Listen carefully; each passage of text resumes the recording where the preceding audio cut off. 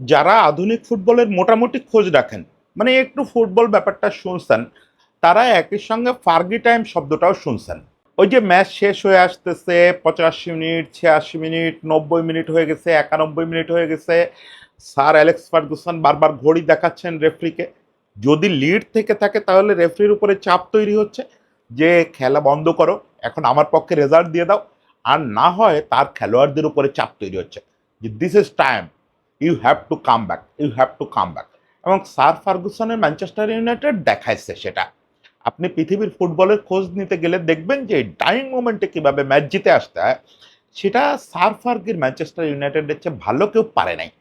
তবে মজার ব্যাপার কি জানেন, এই যে ডাইং মোমেন্টে কামব্যাক করা, এই জিনিসটার কিন্তু শুরুটা হয়েছিল একজন আর্জেন্টাইন কোচের হাত ধরে। বলা যায় যে আর্জেন্টাইন কোচিং এর আদি গুরু সেসারিনি। এই সেসারিনি জুভেন্টাসে গিয়ে চালু করলেন জোনা সেসারিনি। অ্যাকচুয়ালি উনি যখন জুভেন্টাসের তারকা খেলোয়াড় ছিলেন তখনই ওনার ওই খুব সুনাম ছিল যে ওই 90 মিনিটের আশেপাশে সময় একটা গোল করে ফেলবেন, গোল করে জুভেন্টাসের খেলার রেজাল্ট বদলায় দেবেন। কিন্তু এই নামটা হলো উনি যখন জুভেন্টাসের কোচ হিসাবে ওমর শিওয়ারি সহ একটা সুপারস্টারদের নিয়ে, সুপারস্টার একটা লা মাকিনার প্রায় রূপটা, এটা আসলে বিস্তারিত বলতে গেলে অনেক বড় ব্যাপার। ওটা দিয়ে ওই ফার্গি যেটা করতেন ওটাই 85, 86, 87, 90, 91 এই টাইমটায় প্রতিপক্ষরে হঠাৎ করে থ্রাশ করে দাও, হঠাৎ করে ম্যাচটা হাতে নিয়ে আসা। আজকে বহুকাল পরে সেসারিনি মরে ভূত হয়ে গেছেন। এতকাল পরে সেসারিনির নামটা আবার ফিরায় নিয়ে আসলো এসকালোনির দল। সেসারিনের ইতিহাস তো মুছে গেছিল না, সবাই শুধু ফার্গুসনের কথাই জানতো, স্যার অ্যালেক্স ফার্গুসনের কথাই জানতো। কিন্তু সেসারিনের নামটা আবার এসকালোনি ফিরায় নিয়ে আসলেন, যে সেই একই দেশের একটা কোচের দল সম্ভবত ইতিহাসের অন্যতম সেরা বা ইতিহাসের সেরা ইন্টারন্যাশনাল কামব্যাক হিস্টোরিটা লিখলো। একটা সিঙ্গেল ম্যাচে ইন্টারন্যাশনাল কামব্যাক হিস্টোরিটা কেমন হইতে পারে সেটা লিখলো মাত্র 14 মিনিট, না 14 মিনিট বললে বাড়ায় বলা হয় 13 মিনিট কয়েক সেকেন্ড।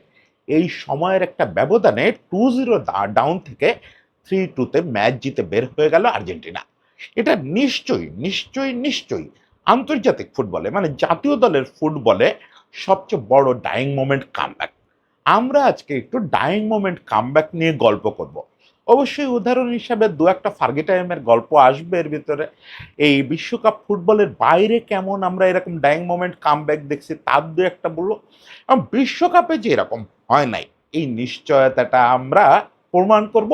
একই সঙ্গে বড় বড় বিশেষজ্ঞরা কি বলতেছেন, বড় বড় কলামিস্টটা কি বলতেছেন, অপটা কি বলতেছে, অপটার কিছু মজার ফাইন্ডিংস আছে। এই জিনিসগুলো আজকে একটু বলবো যে এই যে পৃথিবীর লংগেস্ট 13 মিনিটস, পৃথিবীর লংগেস্ট 13 মিনিটসটা আসলে কেমন ছিল সেই জিনিসটা একটু বলবো। আক্ষরিক অর্থেই মিশরীয়দের কাছে অবশ্যই মিশরীয়রা আজকে আরো অনেক কিছু নিয়ে ক্ষুব্ধ হতাশ, কিন্তু মিশরীয় ফুটবলারদের ফিলিং যদি ভাবেন, ওই 13 মিনিট কয়েক সেকেন্ডের যে ফিলিং, এটা লংগেস্ট ফিলিং। এরকম ফিলের ভিতর দিয়ে পৃথিবীর কোনো আন্তর্জাতিক ফুটবল দল কখনো এই শেষ 13 মিনিটে যায় নাই, এটা আপনাকে আমি লিখে দিতে পারি। দেখেন 79 মিনিটে আর্জেন্টিনা প্রথম গোল পেল। তার আগ পর্যন্ত যা যা হয়েছে মাঠে সবই তো আর্জেন্টিনার বিপক্ষে গেছে। মানে একজন আর্জেন্টাইন সাপোর্টার বা আর্জেন্টাইন খেলোয়াড় হিসাবে আপনি যদি ভাবেন, তাহলে এর চেয়ে খারাপ আর কি কি হতে পারত। পরপর দুটো গোল হজম করলো তারা। একটা গোল হজম করার পরপরই পেনাল্টি পেল। সেই পেনাল্টিটা নিতে গেল লিওনেল মেসি এবং সেটা মিস হলো। এরপরে কয়েকটা করে আক্রমণ, সেই আক্রমণ কোনোভাবেই জালে জড়ালো না। কখনো পোস্টে লেগে ফিরে আসে, কখনো মিশরের কিপার অতিমানবীয় সেভ করেন। হ্যাঁ, একটা জিনিস পক্ষে গেল যে মিশরের একটা হয়ে যাওয়া গোল বাতিল হয়ে গেল বিল্ড আপে ফাউলের কারণে। ওকে, তাতে কি হলো? 2-0 ডাউন তো। 2-0 ডাউন আর 3-0 ডাউনের মধ্যে কোনো পার্থক্য আছে? দিন শেষে রেজাল্ট তো আর্জেন্টিনা ছিটকে যাচ্ছে। সমস্ত মিডিয়া, সমস্ত কমেন্টেটররা আপনি এখন আবার ম্যাচটা দেখেন, ওই সময় কমেন্টেটরদের কণ্ঠে হাহুতাশ জোরে পড়তেছে। তারা বলতেছেন যে চ্যাম্পিয়ন, রানিং চ্যাম্পিয়ন আর্জেন্টিনা করুণভাবে বিদায় নিচ্ছে বিশ্বকাপ থেকে। এর আগে পরপর দু রাতে পর্তুগাল, ব্রাজিল বিদায় নিল। এর আগে জার্মানি বিদায় নিছে। বিশ্বকাপের আলোটাই বুঝি আর শেষ হয়ে গেল। ফ্রান্স ছাড়া তো আর আলো ছড়ানোর কেউ থাকলো না। একই সঙ্গে মিশরের জন্য প্রশংসা, যে মিশরকে অবিশ্বাস্য ফুটবল খেলে আর্জেন্টিনাকে বিদায় করে দিচ্ছে। সবাই প্রস্তুত হয়ে গেছে আর্জেন্টিনার জন্য শোকগাথা লিখতে। ঠিক সেরকম সময় ৭৯ মিনিটে, ম্যাচের ৭৯ মিনিটে লিওনেল মেসি একটা লম্বা বল দিল ডান পাশ থেকে বক্সে উঁচু করে, সেই ক্রিস্টিয়ান রোমেরো। আগের দিনের গোলটা তার নামে লেখা হলো না, কি এক বিস্ময়কর কারণে। যদিও আমার হিসাব বলে যে হেড যেহেতু গোলমুখী ছিল, অন্য কারো শরীরে ডিফ্লেক্টেড হয়ে দিক বদলায় নাই, যেহেতু ওটা রোমেরোর গোলই হওয়া উচিত ছিল। যাই হোক, সেই প্রকৃতি প্রতিশোধ নিতে দাঁড়ায় গেল যে রোমেরোর একটা গোল হয় নাই, আরেকটা হবে। রোমেরো ভয়ানক এক লাফ দিয়ে উঠে হেড করে গোল করে ফেললো। কিন্তু তাতে খুব একটা আসলে ব্যাকরণ বদলালো না, ইতিহাস বদলালো না, ম্যাচের সিচুয়েশনও বদলালো না, বদলানোর কোথাও না। আর্জেন্টাইনরা ছাড়া কেউ অনুভব করে নাই যে কিছু একটা হতে যাচ্ছে। সবাই দেখতেছে যে এটা একটা সান্ত্বনার গোল। রোমেরোর নিজেরও শুরুটুকু আপনি দেখবেন, গোলটা হয়ে যাওয়ার পরে সে বলটার বুকের তলে নিয়ে ওই মাটিতে পড়ে আছে, খুব বড় কোনো সেলিব্রেশন নাই। মানে সেও মেনে নিচ্ছে মনে হয় যে এটা একটা সান্ত্বনার গোল। না মানে নাই আর্জেন্টিনা পুরো টিমটা। কারণ এরপরে আসলে আমরা দেখলাম একটা ইলেকট্রিসিটি বয়ে গেল মাঠে, একটা ইলেকট্রিসিটি বয়ে গেল পরবর্তী মিনিট বিশেকের জন্য। তার ভিতরে ১৩ মিনিট সেই ইলেকট্রিসিটি ৩ বার বজ্রপাত ঘটালো। মানে আমি আর্জেন্টিনা দলকে জীবনে কখনো এত ইন্টেন্সিভ দেখিনি। আমার খুব ইচ্ছা করতেছিল, খুব। এটা তো ধরেন এই আমরা এই একেবারে মর্তের মাটির মানুষ, আমাদের পক্ষে তো দেবতুল্য কার্লো আনচেলত্তিকে স্পর্শ করা সম্ভব না, খবরও দেওয়া সম্ভব না। কার্লো আনচেলত্তি যদি কোনো কারণে ম্যাচটা দেখেন, আমার খুব ইচ্ছা করতেছিল জিজ্ঞেস করতে যে ডন, এর চেয়ে বেশি ইন্টেন্সিটি কি আপনি কোনো ইউরোপিয়ান দলের কাছ থেকে আশা করতে পারেন? এই ২০ মিনিট যে ইন্টেন্সিটিটা দেখলাম আমরা, মানে ওরা পারলে মাটির তল থেকে কুড়ে গিয়ে পোস্টের সামনে উঠে গোল করবে, পারলে উড়ে গিয়ে গোল করবে, পারলে দুনিয়া ফাঁক করে ওখানে চলে যাবে। কেমন কোনো কিছু নাই তাদের দেখে মনে হচ্ছে, মানে ১১টা মানুষকে দেখে মনে হচ্ছে ১১টা হিংস্র প্রাণী। এরা যে কোনো মূল্যে গোল করবে, যে কোনো মূল্যে গোল করবে। লিওনেল মেসি এর আগ পর্যন্ত নিষ্প্রভ, এই লিওনেল মেসি হঠাৎ করে হিংস্র একটা হায়নার মতো হয়ে গেল। তার পায়ে বল আসতেছে, প্রতিটা বল সামনে কিলার ভঙ্গিতে আগাচ্ছে প্রত্যেকে। জুলিয়ান আলভারেজ লাউতারো প্রথমবারের মতো মাঠে এক হলো, দুজনে মানে পাগল বানায় ফেলে দিল। আমি আগে একটা কন্টেন্টে বলছিলাম, যদি কোনো কারণে নাম্বার ৯ আর্জেন্টিনা রাখতেই হয় তাহলে দুটোকে রাখতে হবে, আর না হয় দুটোই বাদ দেন। কারণ এরা দুটো মিলে আসলে এক ধরনের ফাংশন করতে পারে। দুটো দুই ধরনের বৈশিষ্ট্য আছে, সেটা আরেক সময় বলবো। ওরা দুজন মাঠে নামলে কিলার, আর দুজন একসঙ্গে না থাকলে ওরা এখনো ফাংশন করতে পারতেছে না। ফলে ওরা নামলো, নিকো গঞ্জালেস এদিক থেকে প্রেশার দিচ্ছে, বার্কো প্রেশার দিচ্ছে। আরে বাপরে বাপ! তাগলাফিকো যতক্ষণ ছিল, তাগলাফিকো কিন্তু খুব আন্ডাররেটেড হয়ে গেল কালকে। ওর একটা অ্যাসিস্ট হওয়া উচিত ছিল, হয় নাই। এবং তাগলাফিকোর সঙ্গে যেটা যায় না, ও কালকে ডিফেন্সিভ কাজের চেয়ে অফেন্সিভ কাজ অনেক বেশি করছে। যদিও ওর রিপ্লেসমেন্ট হওয়ার পরেই আসলে এই ঝড়টা শুরু হয়েছে, কিন্তু ট্যাগলাফিকো একটা সিনিয়র মেম্বার, এই দলের আদি মেম্বারদের একজন, তার আসলে একটা ক্রেডিট প্রাপ্য যে সে কালকে একটা ঝড় তুলে দিয়ে গেছে যতক্ষণ ছিল। ইনফ্যাক্ট ও একাই বেশি আক্রমণ সানাচ্ছিল।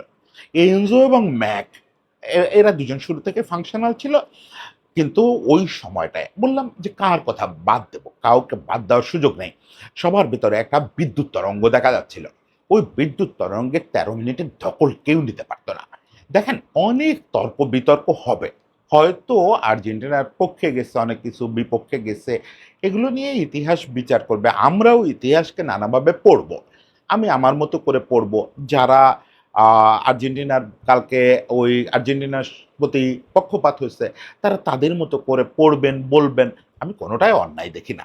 কিন্তু রিয়েলিটি হচ্ছে ওই ১৩ মিনিট আর্জেন্টিনা যে ফুটবল খেলছে, এটা হজম করার সামর্থ্য এই দুনিয়ার কোনো দলের নাই।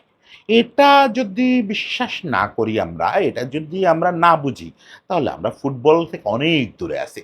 আপনি ফ্রান্সের কথা বলেন, দুনিয়ার যে কোনো শক্তির কথা বলেন, ওই ফুটবলটা যদি আপনি ১৩ মিনিট নির্দিষ্ট কোনো একটা দলের বিপক্ষে খেলেন, তাহলে ৩ গোল, ৪ গোল, ৫ গোল হবেই, হবেই। ওরকম ইলেকট্রিক একটা ফুটবল খেললে, এবং সেটার রেজাল্ট আসলো তো। ৪ মিনিট পরে লিওনেল মেসি নিজেই গোল করে ফেলল। যে লিওনেল মেসি খানিক আগে পেনাল্টি মিস করছে এই ম্যাচের শুরুর দিকে, যে লিওনেল মেসি খুঁজে পাওয়া যাচ্ছিল না, বোতলবন্দি হয়েছিল, সেই লিওনেল মেসি, ওই যে ইলেকট্রিসিটির প্রাণ, ওই সময় তো ঝলসাচ্ছে, সেই সময়টা বার্কো সম্ভবত বলটা দিল, পরে বক্সের ভিতরে ফাইনালি অ্যাসিস্ট কে করলো? আহ, ইয়ে লাউতারো লাউতারো কি বাইসাইকেল কিক করে এই অ্যাসিস্টটা করলো? আমি না দৃশ্যগুলো সব মন্তাজের মতো হয়ে গেছে, একটা দৃশ্য আরেকটার ভিতরে ঢুকে গেছে। এখনো পর্যন্ত আমি সকাল থেকে কয়েকবার উদ্যোগ নিয়েছি যে পুরো ম্যাচটা আবার দেখবো, কিন্তু দেখা হয় নাই। দেখবো, অবশ্যই দেখবো, আজকে রাতে আরেকবার দেখবো ম্যাচটা। তো আমার কাছে একটু মন্তাজের মতো হয়ে গেছে। বলটা মনে হয় বক্সে দিল বার্কো। যাই হোক, মেসির পায়ে আসার পরে মেসি সে একটা ম্যাজিক্যাল শট নিল। আরে বাপরে বাপ! যে অ্যাঙ্গেল থেকে শট নিল, এই অ্যাঙ্গেল থেকে আপনি শট নিবেন না। আমার সবসময় এটা মেসির ক্ষেত্রে মনে হয় যে এই কাজটা অন্য কেউ করবে না।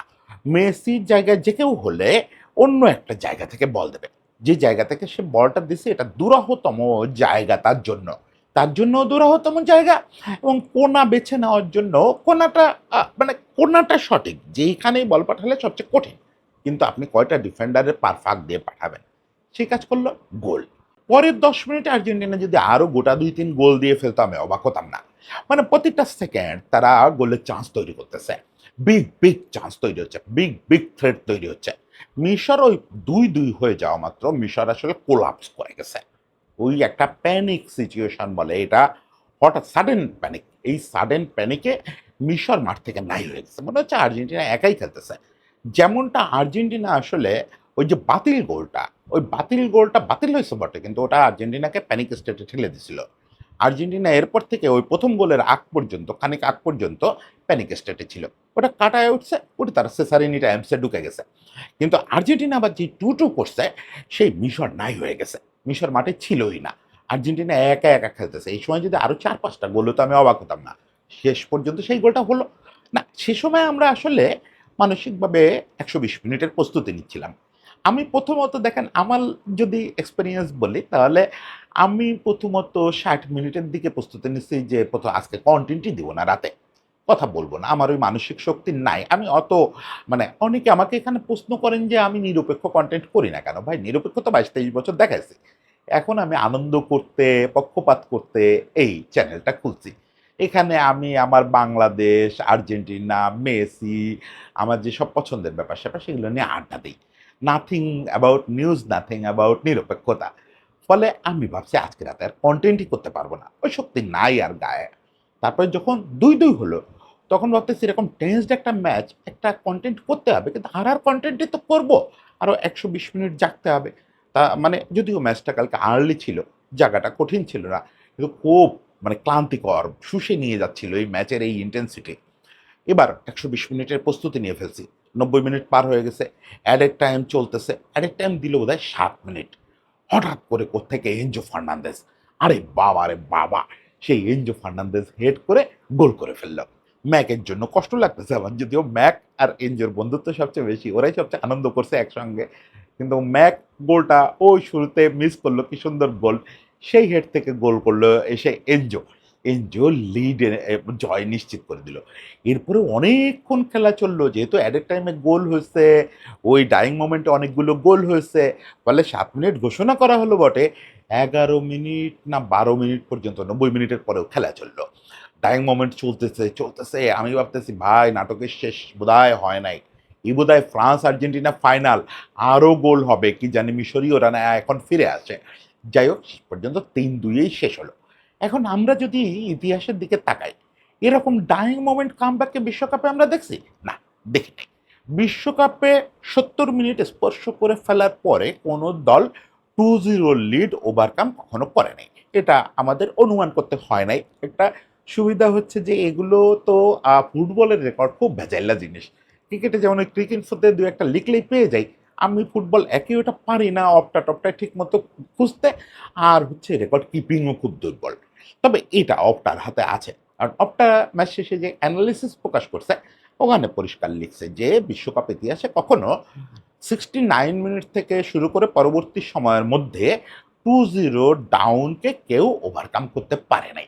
ওভারকাম করে ম্যাচ জিততে পারে নাই। এটাই প্রথম নজির।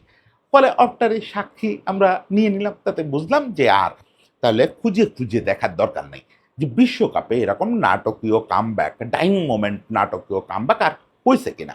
হয় নাই।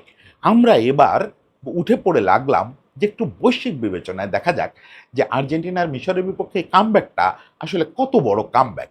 এটা কি ফার্গিরে চমকায় দেওয়ার মতো? অ্যালেক্স ফার্গুসন যদি কালকে রাতের ম্যাচ দেখেন, স্যারও কি একটু চমকাবেন যে আরে এসকালোনি ছেলেটা কে, একটা ফোন দাও তো দেখি ওর টিমটা কিভাবে আমার মতো খেলে। এইটা কি স্যারকে চমকা দেওয়ার মতো? আমরা একটু হিসাব করি, সেখানে দেখবো যে অ্যালেক্স ফার্গুসনের প্রবল প্রতাপ।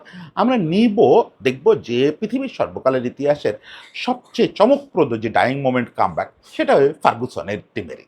খুব বেশি দিন আগের কথা তো না, 99 চ্যাম্পিয়ন্স লিগে ইউনাইটেড 1-0 গোলে ডাউন। কতক্ষণ ডাউন? 69, 70, 80 না, 91 মিনিট পর্যন্ত ডাউন।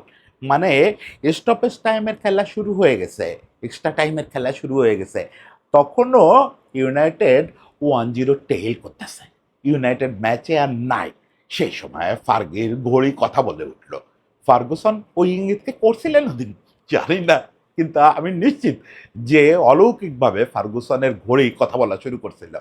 91 মিনিট আর 93 মিনিট, 2 মিনিটে শেরিংহাম আর সুনসার দুজনে 2 গোল মেরে দিল। 2-1 ম্যানচেস্টার ইউনাইটেড জিতে বেরো আসলো। আমি যত গোটাগুটি করলাম, এই ম্যাচটা তো আমাদের স্মৃতি থেকে যাওয়ার না। এটা তো আমরা তখন মোটামুটি যতই ফুটবল হই, যতই ফুটবলের খোঁজ খবর কম রাখি, ওই ম্যাচের কথা না জেনে তো উপায় ছিল না। পরদিন সারা পৃথিবী এতটা আলোড়িত হয়েছিল যে আমাদেরকেও জেনে ফেলতে হয়েছিল যে এবার চ্যাম্পিয়ন্স লিগ এরকম একটা ঘটনা ঘটছে। ফলে এটা মাথায় ছিল, কিন্তু গোটাগুটি করতে গিয়ে দেখলাম যে আসলে এই ম্যাচকে অতিক্রম করে যাওয়ার মতো কোনো রেজাল্ট পাচ্ছি না। কোনো রেজাল্ট সেটা বলতেছে না যে না, এখানে ডাইং মোমেন্টে ম্যানচেস্টার ইউনাইটেড বায়ার্ন মিউনিখের ওই ম্যাচকে কেউ অতিক্রম করে গেছে। তবে ইউরোপে ইংলিশ লিগে বিশেষ করে ডাইং মোমেন্ট কামব্যাকের কেমন যেন জায়গায় হচ্ছে ইংলিশ লিগ। এটা ওদের খেলার ধরনের জন্য। ওদের খেলার ধরনটাই হচ্ছে যে শেষ পর্যন্ত লড়ে যাব। ওদের খেলোয়াড়রা ইংলিশ লিগের দলগুলো যেমন ইংলিশ লিগই আপনি দেখবেন সবচেয়ে বেশি দিন জিইয়ে থাকে। ওই সিটির মাঝে বছর 2-3 বাদ দিলে ইংলিশ লিগে কিন্তু প্রায় বছরই শেষ 2 রাউন্ড 3 রাউন্ড পর্যন্ত বোঝা যায় না যে চ্যাম্পিয়নশিপ কাদের হাতে যাচ্ছে। এটা ইংলিশ লিগের সবচেয়ে বড় ব্যাপার, এবং ওয়াইড ওপেন একটা লিগ। অনেক দূর পর্যন্ত 5-6 নাম্বার দল পর্যন্ত ক্রিসমাসের পর্যন্ত তারা ক্রিসমাসের সময় তারা স্বপ্ন দেখতে পারে যে আমরা লিগ জিতবো। অন্যান্য লিগে যেটা হয়, ক্রিসমাস তো দূরে থাক, লিগের প্রথম কয়েক রাউন্ড পরই বোঝা যায় আমি আর লিগে নাই। এখানে 6 নাম্বার দলও অর্ধেক সিজনে গিয়ে স্বপ্ন দেখতে পারে। যাই হোক, ওই একই জিনিস ম্যাচেও খুব কার্যকর। কেন, ওই যে আগুয়েরোর ম্যাচটা মনে আছে না? আগুয়েরো সেই 94 মিনিটের গোল, ওটা আমার মনে হয় যত গোটাগুটি করলাম ইউনাইটেডের পরে সিটির ওই ম্যাচটা সম্ভবত বেস্ট কামব্যাক। কিউপিআরের বিপক্ষে ছিল, 2-1 গোলের ডাউন ছিল, 90 মিনিটের পরে গিয়ে প্রথমে কে করলো, জেকো সম্ভবত গোল করলো। এরপরে আগুয়েরো সেই গোল 94 বা 95 মিনিটে, আগুয়েরো সেই গোল। আগুয়েরো তো ইনফ্যাক্ট ইংলিশ মহাতারকা হয়ে গেল, সিটির মহাতারকা হয়ে গেল ওই গোল করে। এর আগে সে অ্যাথলেটিকো মাতায় গেছে, আর্জেন্টাইন সুপারস্টার, সবই ঠিক আছে, কিন্তু সিটির মনের ভিতরে ঢুকে যাওয়া ওই গোল দিয়ে। ফলে ওটা সিটির একটা বিরাট কামব্যাকের গল্প। এটা আমার মনে ছিল না, 2004 ইউরোতে ফ্রান্স কামব্যাক করছিল ইংল্যান্ডের বিপক্ষে। এটা ওই যে আজকে সার্চ করতেছিলাম যে এরকম ম্যাচগুলো কীরকম পাই। ফ্রান্স 1-0 ডাউন ছিল ইংল্যান্ডের বিপক্ষে, 90 মিনিটের পরে 2 গোল করলেন জিনেদিন জিদান। 2 গোল করে উনি ওই 2-1 ম্যাচ বের করে আনলেন। যাই হোক, এরকম আমি 15-20টা ম্যাচ পেলাম যে জায়গাগুলোতে আসলে 90 মিনিটের পরে গিয়েও ম্যাচ বেরোয়েছে।